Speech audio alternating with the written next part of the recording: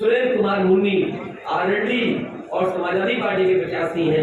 वहीं लोनी में मदन भैया आरएलडी और समाजवादी पार्टी के गठबंधन के प्रत्याशी हैं। मुझे उम्मीद है कि आपके माध्यम से जनता इनकी मदद करेगी, क्योंकि चुनाव आयोग की जो पाबंदियां हैं वो बड़ी बड़ी रैलियां नहीं हो पा रही हैं। अगर बड़ी बड़ी रैलियां हो रही होती तो कार्यक्रम दूसरे तरीके से होते। आज आप ही हमारे वो लोग हैं जो संदेश पहुंचा सकते हैं, आपके माध्यम से ही हम लोग घर घर पहुंच सकते हैं। इसलिए हमें उम्मीद है कि आप लोग भी हमारी मदद करना, जिससे भारतीय जनता पार्टी जैसी तानाशाही सरकार को हम ऊपर से हटा सकें। मैं जयंत चौधरी जी से कहूँगा कि वो अपनी बात रखें। लोगों को नमस्कार। समाजवादी पार्टी के राष्ट्रीय अध्यक्ष अखिलेश यादव जी, सभी हमारे दोनों पार्टियों के वरिष्ठ नेतागण और उम्मीदवार जो गठबंधन का एक चेहरा है, जो इस क्षेत्र में बहुत उम्मीद के साथ मतदाताओं तक अपनी बात पहुंचाना है और आप आज की बात है। अखिलेश जी ने काफी बात कही और बिल्कुल शुरुआत उन्होंने किसानों से की। मैं आप सबके माध्यम से देश का ये संदेश देना चाहता हूँ। आज 29 जनवरी है और जो बीती रात है 28 जनवरी की रात, जो एक साल पहले यहीं से कुछ दूर गाजीपुर बॉर्डर पे जो कुछ भी किसानों ने देखा और सहन किया, वह उनका अपमान नहीं था। वे देश में, गांव में रहने वाले, खेत खलिहान में मेहनत कर रहे हर एक किसान और मजदूर का अपमान। हमें उस अहंकार को दूर करना, और वो पीड़ा और दर्द आज भी जिंदा है। कानून वापस हुए हैं, लेकिन जिस तरीके से लखीमपुर में किसानों को कुचला और जो तैयारी 28 जनवरी की शाम को सरकार और सरकारी गुंडों ने कर रखी थी, यही लोनी के भारतीय जनता पार्टी के विधायक की जो मंशा थी, कोई भी किसान बिरादरी से आने वाला व्यक्ति उस बात को भूला नहीं। और उन क्षणों में जो भावुकता थी किसान नेताओं की, जो भावुकता थी स्वर्गीय चौधरी अजीत सिंह जी की, और जिस तरह से उन्होंने किसान आंदोलन के प्रति अपना समर्थन जाहिर किया और हम सबको आशीर्वाद किया, वे ताकत और हिम्मत उन्होंने दी कि किसानों तुम अकेले नहीं हो, तुम न्याय की आवाज हो, तुम्हारी आवाज में बुलंद करो। उनके वो बोल हमारे देश के राजनीतिक इतिहास में, किसान आंदोलन के इतिहास में स्वर्ण अक्षरों से लिखे जाएंगे। इसलिए ये चुनाव, ये फैसला मतदाताओं को करना है। एक तरफ वो सरकार है जो किसानों को दबाना चाहती है, जहां कोई सुनवाई नहीं होती, जहां कोई वादा पूरा नहीं होता। युवाओं को तय करना है, एक तरफ वो लोग हैं जो आपको पीटते हैं, लाठी चलाते हैं, नौकरी से आपको वंचित रखते हैं, और दूसरी तरफ अखिलेश जी का विजन है, आरएलडी और समाजवादी पार्टी का प्रयास है। हमें मुकाबला झूठ से करना है, अफवाह फैलाने वाले लोगों से करना है, नफरत फैलाने वाले लोगों से करना है। जिन्ना की बात, औरंगजेब की बात, इन बातों से उत्तर प्रदेश की जनता से अब कोई लेना देना नहीं। हम नौकरी और विकास की भाषा बोलने वाले लोग, मुक्त सड़कें देनी है, झूठ मुक्त सरकार देनी है। मैं सबके माध्यम से प्रार्थना करता हूँ कि इन बातों को लेकर आप लोग हमारे मतदान करें। कड़ी में सबसे पहले समाजवादी पार्टी ने तय किया कि 300 यूनिट की फ्री घरेलू बिजली होगी, किसानों को सिंचाई होगी, लैपटॉप डिस्ट्रीब्यूशन होगा पहले की तरह, और वहीं ये भी फैसला लिया कि पुरानी पेंशन बहाल होगी। पुरानी पेंशन को लेकर के बहुत सारे संगठन, सरकारी कर्मचारी हमेशा इस बात को कहते रहे, उनकी मांग रही है कि पुरानी पेंशन बहाल हो। समाजवादी पार्टी ने, आरएलडी ने और गठबंधन और समाजवादी पार्टी ने माना है कि सरकार बनने पर पुरानी पेंशन बहाल होगी।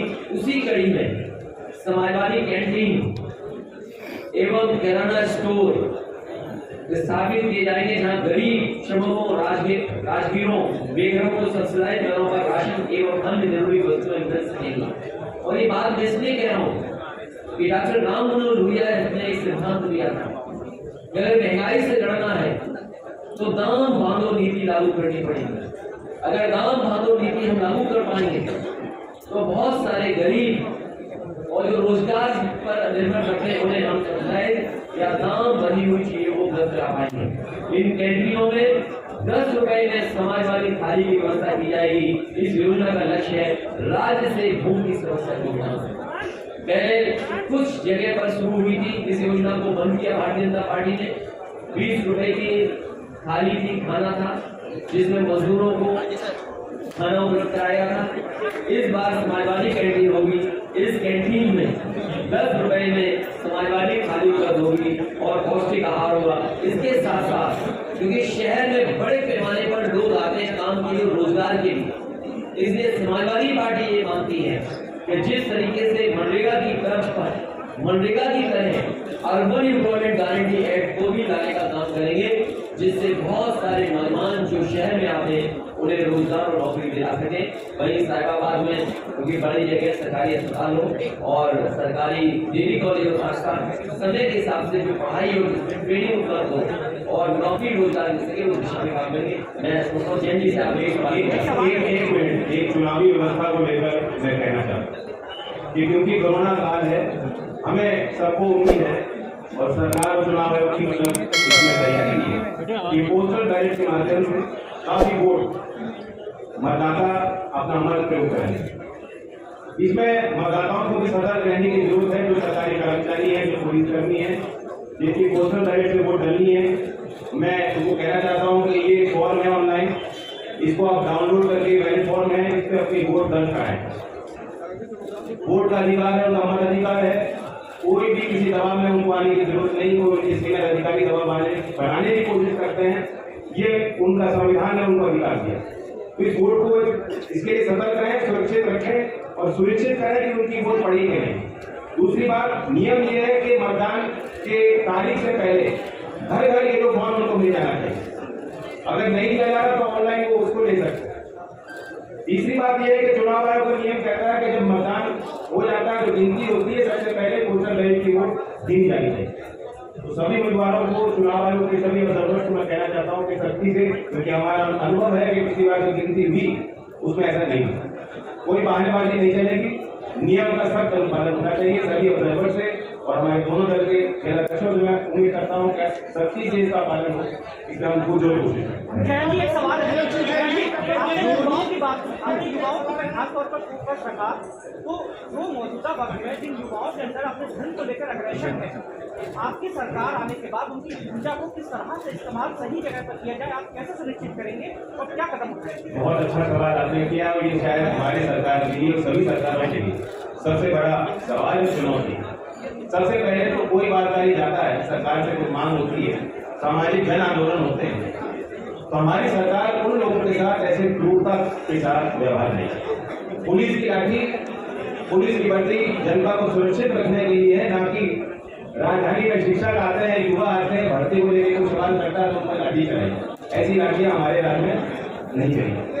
रोड डालने की आवश्यकता इसलिए पड़ गई है, मैं तो कहूँगा जिस घर का दरवाजा वो बनाए या डोर टू डोर कैंपेन में जाए तो सिलेंडर में दिखा दे, जो लाल रंग का सिलेंडर है वो दिखा दे, क्योंकि पोटली पे अर्ध सिलेंडर तो लेंगे नहीं वो, तो कम से कम उन्हें लाल सिलेंडर जरूर दिखाएं कि जिस समय वो सरकार में आए थे उस समय एक सिलेंडर भरवाने की कीमत क्या थी और आज क्या कीमत है। ऐसा हुआ है कि लोग शमशान से घर पहुंचे थे। जो लोग शमशान और कब्रिस्तान की बात कर रहे थे, सोचिए भ्रष्टाचार का क्या आलम था। इतनी बड़ी संख्या में लोगों की जान गई और वो अपने परिवार के दुख में शामिल हुए थे, और सोचिए घर परिवार में कितना दुख बड़ा पहुंचा होगा। और मुझे नहीं लगता कि जिन्होंने इस तरह का काम किया होगा, घटिया काम, उनके खिलाफ कोई कार्रवाई नहीं हुई। समाजवादी पार्टी ने पुरानी पेंशन को बहाल करने के लिए कहा। आप सोचो मुख्यमंत्री को क्या याद आया, अब्बा जान। तो भारतीय जनता पार्टी घबराई हुई है, और जो पहलवान हार जाता है, आप में से कोई ऐसे दूसरी पहलवानी जानते हैं? जो पहलवान हार जाता है तो वो क्या नहीं करता, कभी लाता है, कभी दोस्ता है। जो भाई सवाल पहलवान वो लोग हैं जो हार चुके हैं, जनता ने हराया इनको, किसान हराया इनको। हमें ये लाल कोटली पसंद है, उनसे कहिएगा हमारे जो योगी मुख्यमंत्री जी हैं, आज मैं उनका एक स्टेटमेंट सुन रहा था, भगवान की कोई जाति नहीं होती, मुख्यमंत्री जी जाने वाले हैं, उन्हें घर पहले ही बीजेपी ने भेज दिया। और हमारे पत्रकार साथी, हमारे योगी मुख्यमंत्री बीजेपी के सदस्य नहीं है, उन्हें टिकट मांगनी पड़ी बीजेपी से। सोचो, एक मुख्यमंत्री, उसे टिकट मांगनी पड़ रही हो अपने ही पार्टी से, हमें यहाँ से लड़ना है, यहाँ से लड़ना है, और बाद में भारतीय जनता पार्टी ने उन्हें अपने घर पहुंचा दिया, जैसे लखनऊ नायक द्वारा। चिंता का विषय ये है कि वो घर चुनाव से पहले ही पहुंचा दिए और असली अब जनता उन्हें घर पहुंचा दी। किसान एकता का नारा और हमारा और सबका नारा, हमारी ताकत होगी भाईचारा, हमारी ताकत भाईचारा। इस सिंगल पेयर पर 6 लेन रोड अगर कहीं देश में सबसे बड़ी बनी है तो वो आपकी गाजियाबाद में बनी। आप मुंबई दिखाइए, कलकत्ता दिखाइए, दिल्ली आपने देखा है, चेन्नई दिखाइए, बेंगलोर दिखाइए, हैदराबाद दिखाइए, अगर सबसे बड़ी सड़क सिंगल पेयर पे एक खंभे पर 6 लेन अगर कहीं बनी है देश की तो आपकी गाजियाबाद में बनी थी, और इतने कम समय में कोई नहीं बना सकता था जो समाजवादी ने बनाया किसान का कोई भी संगठन जो किसान की आवाज उठा रहा है, किसान के हित में बात कर रहा है और अन्याय के खिलाफ लड़ रहा है, तो हम उसके साथ। किसान के पक्ष में, किसान की भावना को समझते हुए किसानों के सामने जो संकट आने वाला है, आप बताइए यहाँ जितने लोग हैं, आप टीवी पे प्रचार देखते हैं, हम लोग देख लेते हैं प्रचार, और प्रचार को देख करके हम लोग वहाँ से तेल खरीद लेते हैं खाने वाला जो रिफाइंड और खरीद लेते हैं लोग। हमारे सरसों का तेल ज्यादा स्वस्थ है, हमारे सरसों के तेल की न किसानों को कीमत मिले सरसों की, और वही किसान जो सरसों का तेल खरीद रहा, 200 के बाद खरीदा कि नहीं खरीदा। सरकार साथी के सवाल के माध्यम से और आपके सहयोग से पूरे के पूरे किसानों को मैं भरोसा दिलाता हूँ कि अलग से अगर फार्मर्स फंड भी बनाना पड़ा, फार्मर्स कॉर्पस फंड बनाना पड़ा, फार्मर्स रिवॉल्विंग फंड बनाना पड़ा, अलग से फंड बना करके किसानों को चीनी मिलों के सामने धरना प्रदर्शन नहीं करना पड़ेगा। 15 दिन के अंदर उनका करने का काम कराया जाएगा। और उसका उदाहरण ये है क्योंकि पहले भी एक बार जब संकट आया था तो 2000 करोड़ बजट से पैसा देकर के समाजवादी सरकार में किसानों के धरने का भुगतान कराया गया। हो जाए और महंगाई दोगुनी हो जाए तो बताओ किसान कैसे खुशहाल होगा। इसलिए किसान इस बार महंगाई के खिलाफ खड़ा है और अपनी कमाई को बढ़ाने के लिए नीतियां और कार्यक्रम उठाता है। मुख्यमंत्री उप मुख्यमंत्री दोनों पे कितने मुकदमे थे, पुरानी बातें भूल जाओ। बताइए, देश के गृह राज्य मंत्री के बेटे पर आरोप, जीव चढ़ा दी, कुचल दिए किसान, सबको रक्त रंजित कर दिया, और आज वो महिमा मंडित हो रहे हैं उनकी पार्टी, उनकी सरकार में। भूल जाइए, सोचो आज के समय का। मैं सभी पत्रकार साथियों के साथ जिम्मेदारी के साथ कह सकता हूँ कि अभी पिछले दिनों 22 तारीख को मैंने कहा था कि केवल आईटी के सेक्टर में, केवल आईटी सेक्टर में समाजवादी सरकार बनने पर 22 लाख नौजवानों को क्वालिटी और अच्छे रोजगार उपलब्ध कराने का काम करेंगे। और वही उत्तर प्रदेश की सरकारी विभागों में लगभग 11 लाख रिक्त पद खाली हैं। समाजवादी सरकार और आरडी के गठबंधन और हमारे बहुत सारे सहयोगी दलों के साथ जो सरकार बनेगी, सबसे पहले सरकारी रिक्त पदों को भरा जाएगा।